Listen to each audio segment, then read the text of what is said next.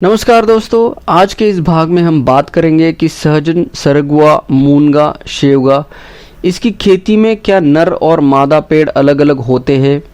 क्या इन नर और मादा के पौधों या पेड़ों को आप पहचान सकते हैं और आखिर क्या वजह है कि इस तरह के सवाल उठते हैं। शुरुआत करने से पहले स्वागत है आपका खेती उद्योग चैनल में। इसकी खेती के लिए तकनीकी जानकारी के साथ सभी वैरायटी के बीज भी हमारे पास उपलब्ध हैं, जिसमें शामिल है PKM1, भाग्या और ओडिसी, जिसे आप व्हाट्सएप द्वारा इस नंबर पर ऑर्डर कर सकते हैं। तो क्या सही में इसकी खेती में नर और मादा ये पेड़ अलग अलग होते हैं? इसका सीधा और सरल जवाब है नहीं। इसकी खेती में कोई नर और मादा के पेड़ अलग अलग नहीं होते हैं। सहजन के पेड़ में जो भी फूल आते हैं, चाहे वो कोई भी वैरायटी हो, ऐसी वैरायटी जिसे आप जानते भी नहीं हो, उसमें भी हर एक पेड़ में हर एक फूल जो होता है वो उभयलिंगी होता है। उभयलिंगी मतलब इसके हर एक फूल में नर और मादा ये दोनों अवयव मौजूद होते हैं। तो अगर इसके पेड़ के हर एक फूल में नर और मादा ये दोनों अवयव मौजूद है तो कोई पेड़ नर और कोई पेड़ मादा हो ही नहीं सकता। और ये सारी जानकारी इंटरनेट पे मौजूद है, और जानकारी से मेरा मतलब है ऐसे लोगों, संस्थाओं ने दी हुई जानकारी जो इसके ऊपर रिसर्च करती है साइंटिफिक तरीकों से। लेकिन अक्सर ये जानकारी काफ़ी तकनीकी भाषा में लिखी या प्रसारित की होती है, जिसे आम किसानों को समझना मुश्किल होता है। तो यहाँ पे मेरा ये प्रयास है कि इसे मैं आपको बेहद आसान तरीके से समझा सकूँ। तो फिर आखिर क्या वजह है कि इस तरह के सवाल उठते हैं कि भाई ये पेड़ नर है या ये पेड़ मादा है? इसके बहुत सारे कारण हो सकते हैं, और ये निर्भर करता है उन लोगों की समझ पे जो ये गलत जानकारी जाने अनजाने में आपको देते हैं। अब उदाहरण के साथ समझते हैं। मान लीजिए आपके खेत में 100 सहजन के पेड़ लगे हुए हैं, और उसमें से मान लीजिए 80 पेड़ों में फूल लगे हैं और बाकी 20 पेड़ों में फूल नहीं लगे हैं, या फिर फूल नहीं आ रहे हैं उस वक्त में या फिर उस सीजन में। तो जाहिर सी बात है कि जो 80 पेड़ों में फूल आए हैं उसमें फलियां भी लगेगी, और बाकी जो 20 पेड़ों में फूल नहीं लगे हैं उसमें फलियां नहीं लगेगी। तो जैसा कि हमारी इंसानी समझ है, मादा बच्चे पैदा कर सकती है और नर बच्चे पैदा नहीं कर सकता, तो इसी आम धारणा को हम इन पेड़ों के साथ जोड़ देते हैं। लेकिन इसके अलावा और एक उदाहरण मैं दूंगा आपको कि पपया का अगर उदाहरण लिया जाए तो पपया में नर, मादा और उभयलिंगी ये तीनों किस्म के पेड़ होते हैं, और उन्हें आप पहचान भी सकते हैं। यहाँ पे आपको मैं दिखा देता हूँ कि यहाँ पे जो आप ये पेड़ देख रहे हैं, इसमें जो फूल लगे हैं ये सारे के सारे फूल नर है, इसमें फल नहीं लग सकते इस पेड़ में। वही इसके बाजू में जो पेड़ है, इसके जो फूल जो आप देख रहे हैं ये मादा फूल है, और परागन के बाद इसमें आपको पपाया के फल दिखना शुरू हो जाते हैं। तो पपाया में ये जो है ये संभव है कि इसमें नर, मादा, उभयलिंगी ये तीनों टाइप के जो पेड़ है ये आपको जरूर देखने को मिलेंगे।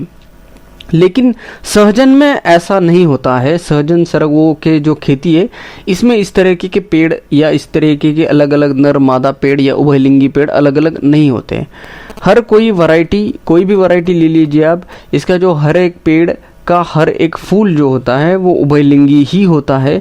लेकिन किसी कारण की वजह से कुछ पेड़ों में फूल नहीं आ पाते हैं, या फिर फूल भी आते हैं लेकिन उस फूलों में से फलियां नहीं बन पाती है।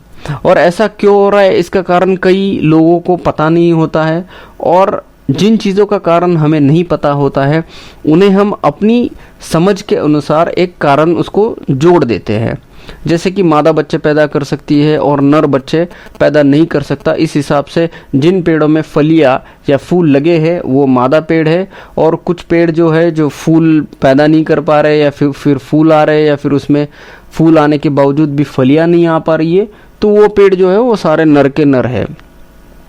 और कई सारे लोग फिर इसके साथ इसके लक्षण जोड़ना शुरू कर देते हैं, जैसे कि देखिए इसकी टहनियाँ लाल है, इसके पत्ते छोटे हैं तो ये नर हो गया, या फिर देखिए ये जो नर पेड़ का जो बीज होता है वो कुछ इस तरीके से दिखता है, और मादा पेड़ का जो बीज होता है या फिर मादा बीज जो है वो कुछ इस तरीके से दिखने लगता है। और इसके साथ में फिर विविध रंग, रूप, आकार ये सब विश्लेषण जोड़ दिए जाते हैं, ताकि उन्होंने जो कारण दिया हुआ है आपको उसे प्रूव भी तो करना पड़ेगा। तो ये सब है। तो ये एक मुख्य वजह है जो मैं समझता हूँ कि इस तरह का सवाल उठता है कि इसमें नर और मादा पेड़ अलग अलग होते हैं क्या। अब इसके साथ साथ और कुछ सवाल भी उभर के आते हैं कि अगर इसके हर एक पेड़ के हर एक फूल में मादा और नर ये दोनों अंग है तो एक पेड़ में तो हजारों की तादाद में फूल लगते हैं, तो फिर फलियां इतनी कम क्यों लगती है। अब इसका एक कारण है कि क्योंकि भले ही इसके सारे फूल जो है वो उभयलिंगी हो, लेकिन बहुत कम फूल ऐसे होते हैं जो अपने आप फली पैदा करने में या फिर अपने आप में परागन करने में सक्षम होते हैं। और ज़्यादातर फूलों को परागन के लिए तापमान, हवा, कीटों और मधुमक्खियों इन सब आदि कारकों पे निर्भर रहना पड़ता है। अब ऐसा क्यों है, इसका साइंस के पास भी अभी तक कोई खास उत्तर नहीं है। शायद भविष्य में कोई जानकारी पता चले तो ज़रूर मैं आपके साथ शेयर करूंगा। तो ये एक वजह है कि पेड़ में तो बहुत सारे फूल लगते हैं लेकिन उस मात्रा में फलियां नहीं लगती है, क्योंकि ज़्यादातर फूल जो है वो बिना परागन के सूख के गिर जाते हैं। लेकिन अब एक और सवाल है कि उन पेड़ों का क्या जिसमें फूल ही नहीं लग रहे हैं, या फिर फूल तो लगे थे लेकिन फलियां नहीं बन पा रही है। तो इस जानकारी पे हमारी ओर से जो है वो काम चल रहा है। अक्सर जवाब इतने सरल भी नहीं होते हैं, तो सही समाधान ढूंढने में वक्त लगता है, लेकिन जब भी इसका कुछ समाधान मिलेगा हम आपसे ज़रूर शेयर करेंगे। तब तक आप अपने अनुभव और आपके पास जो भी जानकारी है वो हमारे साथ शेयर कर सकते हैं। यहाँ पे आप कमेंट करके कर सकते हैं या फिर इस व्हाट्सएप नंबर पे आप इस जानकारी को भेज सकते हैं। दोस्तों आज के लिए बस इतना ही। आशा है आज की जानकारी आपको पसंद आई हो। मिलते हैं जल्द ही एक और नई जानकारी के साथ। धन्यवाद।